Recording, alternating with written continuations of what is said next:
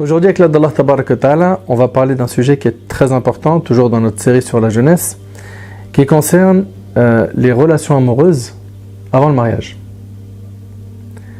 Comme tu le sais, Karim, n'importe quel humain normalement constitué, il ressent le besoin de quoi? De se marier ou tout simplement d'avoir une relation avec une personne du sexe opposé. Et nous, ce qu'on a fait, c'est qu'on a essayé de répertorier un petit peu les questions qui sont liées à ce sujet, sur les relations amoureuses, comment les gérer, etc. Et parmi les questions les plus importantes, ça va être la première, donc avec laquelle tu vas pouvoir nous aiguiller, nous éclairer. C'est est-ce qu'on a le droit d'avoir des sentiments pour une personne du sexe opposé?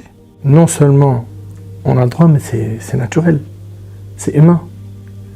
C'est humain. C'est, subhanallah, notre prophète, alayhi salatu wassalam, qui est le meilleur des hommes, il dit, alayhi salatu wassalam, hubbiba ilayya min dunyakum.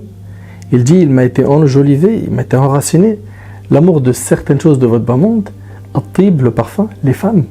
Il aimait les femmes, c'est notre prophète, alayhi salatu wassalam, c'est notre modèle, c'est notre exemple. Quand on regarde dans la biographie du prophète, quand on lui pose la question, on lui dit qui est la personne que tu aimes le plus, il dit Aïcha, radiyallahu anha, son épouse. Allah tabaraka wa ta'ala, il a fait que l'humain, de manière générale, a besoin de quoi? De se compléter avec une personne du sexe opposé.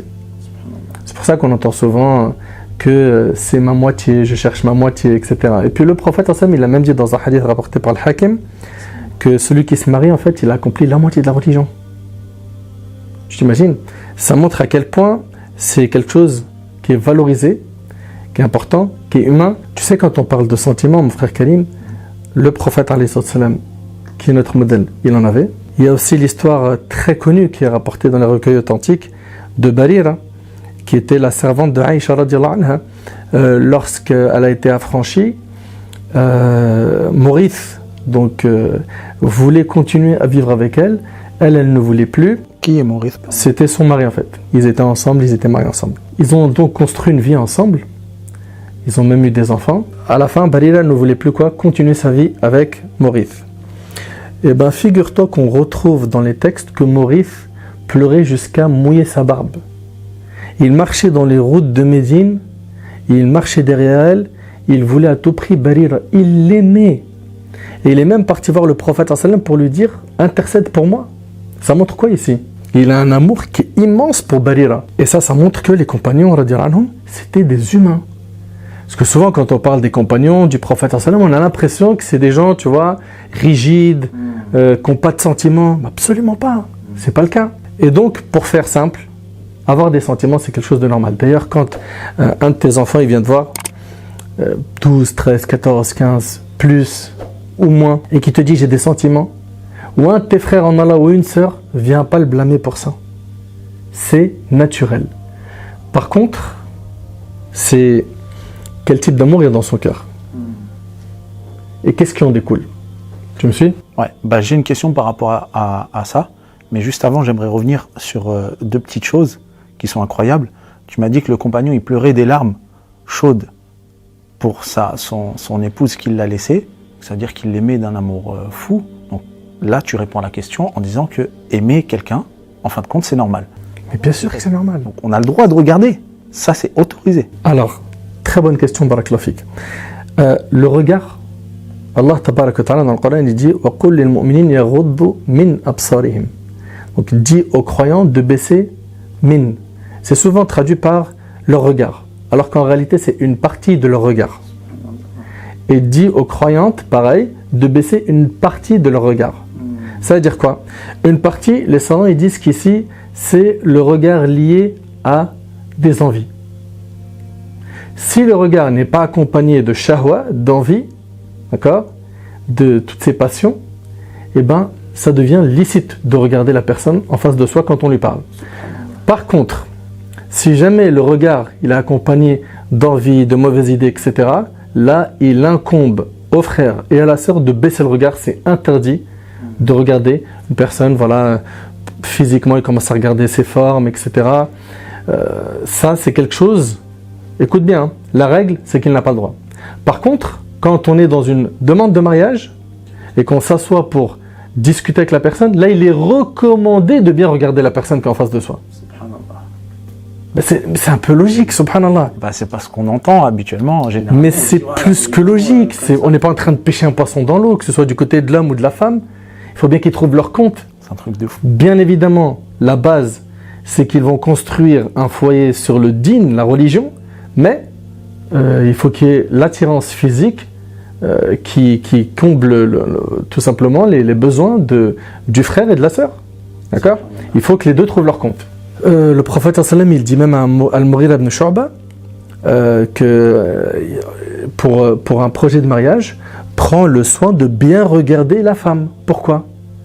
Pour qu'en fait tu trouves ce qui va t'attirer et ce qui va te permettre de te marier. D'ailleurs, subhanallah, Jabir radiyallahu anhu, quand il a entendu que le prophète sallam, il a dit que quand quelqu'un il veut demander une femme, qu'il prenne le temps de bien la regarder. Pourquoi ? Pour qu'il trouve ce qui peut le conduire à quoi ? À passer cette étape et se marier. Et bien il se cachait. C'est un compagnon radiyallahu anhu, il se cachait pour voir ce qui en fait allait, comment dirais-je, l'amener à demander sa main. Mais c'est évident, le prophète lui-même, il recommande qu'il y ait quoi ? Des regards qui s'échangent dans les assises que l'on a, je balise bien mon propos, hein, ouais, dans l'intention de nous marier. D'accord ? C'est pas on est en train de s'asseoir pour papoter, raconter notre vie, se draguer, jeu de séduction, etc. Là, à la base, qu'est-ce que tu fais dans cette assemblée ? Et ça, on en parlera après, Inch'Allah. J'ai pas envie de brûler les étapes, mais c'est pas normal. Il y a un amour qui est permis. D'accord ? Et il y a un amour qui est interdit. L'amour permis, mon frère Karim, c'est celui où j'ai pas, en fait, joué le jeu avec le diable pour tomber dedans. Je m'explique. C'est un frère ou une sœur qui aime telle personne, d'accord, qui rêve même de se marier avec ce frère, qui rêve de se marier avec cette sœur, et ils n'ont rien fait de haram entre eux. Ça veut dire quoi ? Mais comment ils se sont aimés, tu vas me dire ? Normalement on s'aime, généralement on s'est fréquenté, on a papoté ensemble, etc. Ben, il est possible que ce soit tout simplement un voisin d'immeuble, un voisin dans le quartier, qu'elle voit souvent, ou bien quelqu'un tout simplement de la famille, ou un camarade de classe au lycée, à la fac, ou dans une association, dans un lieu de travail, okay, où elle parle avec respect aux personnes qu'elle côtoie dans le travail. Dans ce travail-là, il y a un frère qui est marquant par son comportement, sa piété, qui voilà, baisse le regard, qui fait très attention à lui, etc. Elle a observé ses qualités et elle a des sentiments, d'accord ? Elle peut même en arriver à aimer, d'accord ? Et on ne peut pas la blâmer, que ce soit donc cette femme ou ce frère, on ne peut pas les blâmer d'aimer quelqu'un sans avoir quoi ? Ouvert la porte du haram. D'accord ? Ça, c'est... Voilà. Ces gens-là, généralement, s'ils sont droits dans leurs bottes, ils sont bien dans la religion, ils savent qu'il y a quelque chose qui s'appelle le qadar, le destin. Ils y croient. Ils savent qu'on place notre confiance en Allah. Ils savent que le bien est dans ce qu'Allah nous a accordé. Ils savent que si c'est un bien, ce dossier viendra à nous. D'accord ? Sans qu'on ouvre des portes haram. Ils vont multiplier les invocations, ils vont voilà, peut-être parler à des personnes pour qu'ils essayent en fait de les connecter entre eux. En commun. Voilà, qu'ils connaissent, etc. D'accord ? Maintenant, l'amour haram, l'amour qui est interdit, c'est celui qui a été fait en ouvrant les portes qui nous ont été condamnées, qui nous ont été interdites.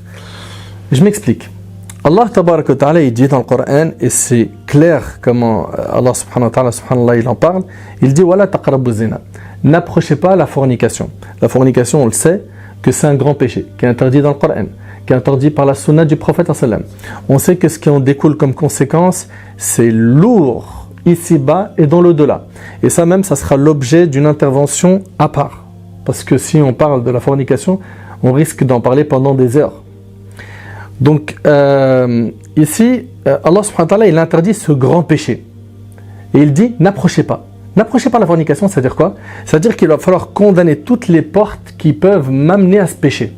Parmi elles, les jeux de séduction, la drague, prendre ton téléphone et puis on se WhatsApp, on se Snap, on discute jusqu'à pas d'heure, on rigole ensemble, on se voit seul ensemble, on se touche et après une fois que tu as franchi cette étape, le diable il veut aller un peu plus loin avec toi.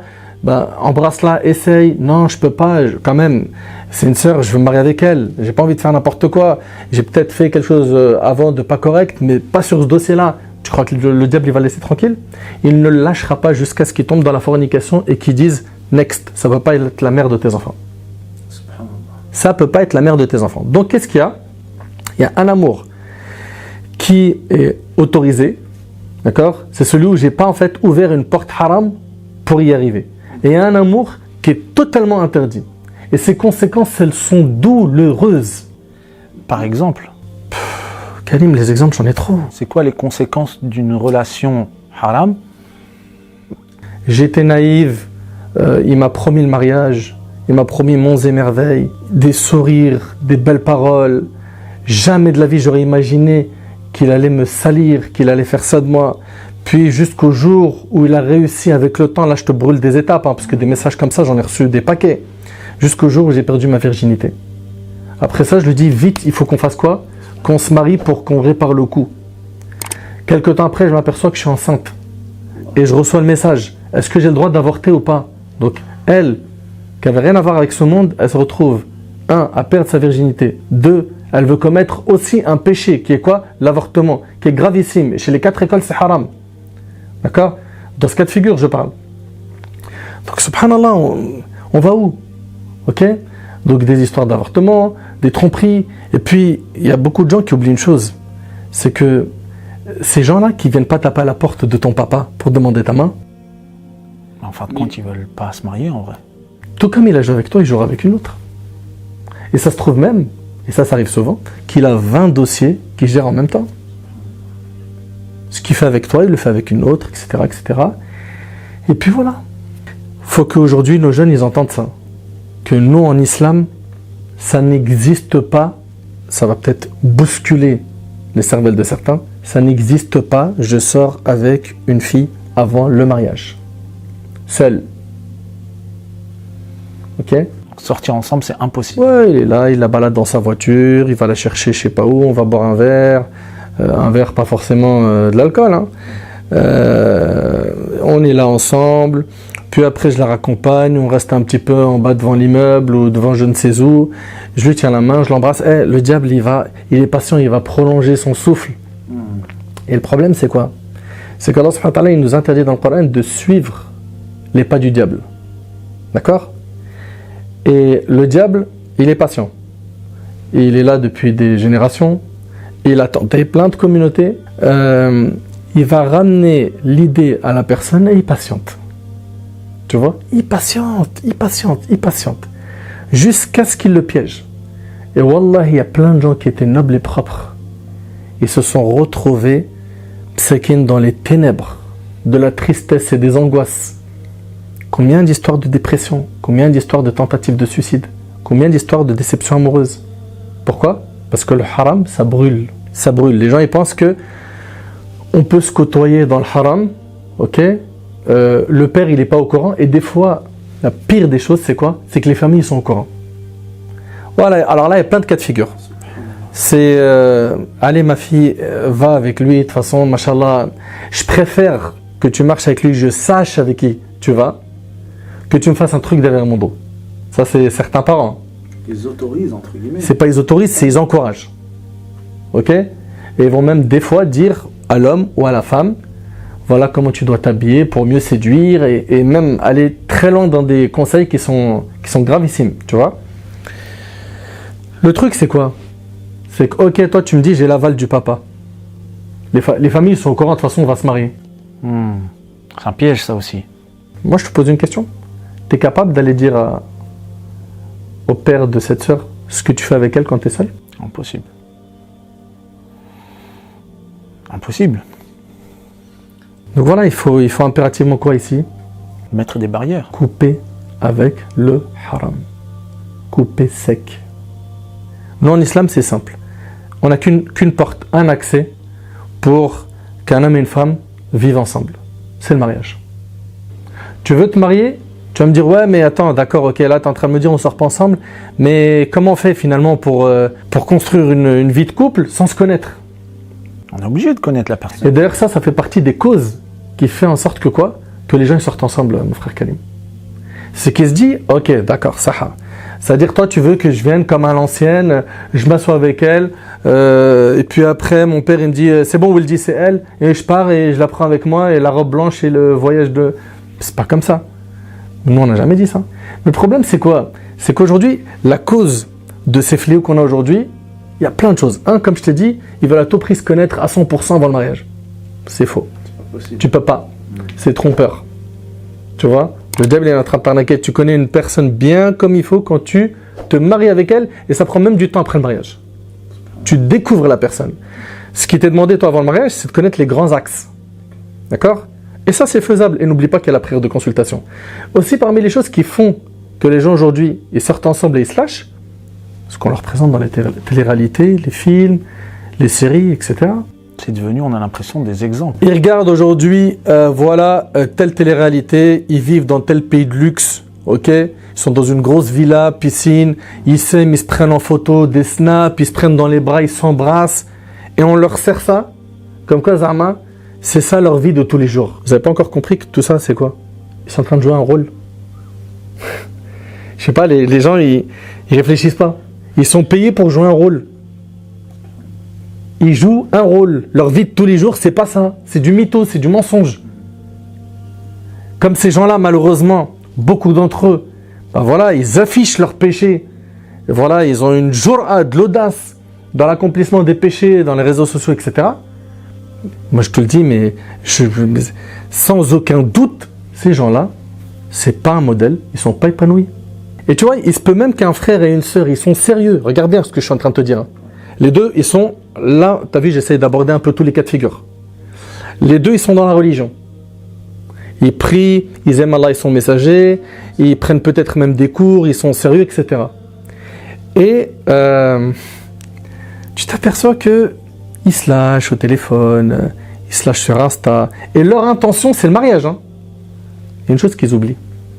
C'est qu'avec le temps, le shaitan, il va les faire faiblir jusqu'à ce qu'ils vont arriver à un stade où ils ne seront plus assez exigeants dans leurs pratiques religieuses, dans leurs échanges, comme il était au début. Au début, c'était hors de question que moi je lui touche la main, je l'embrasse, ça va pas la tête. Elle, c'est la mère de mes enfants. Le temps il passe, et puis après on voit quoi? On voit la foi elle diminue. Tu vois, les péchés se banalisent, se normalisent. Le diable il a validé une étape, il l'attend maintenant pour la deuxième étape, et ainsi de suite. Donc nous en tant que musulmans, qu'est-ce qu'on dit à ces gens-là? Si réellement vous voulez le mariage, la porte du mariage elle est simple. Va taper à la porte comme un bonhomme et ne saute pas par la fenêtre comme un voleur.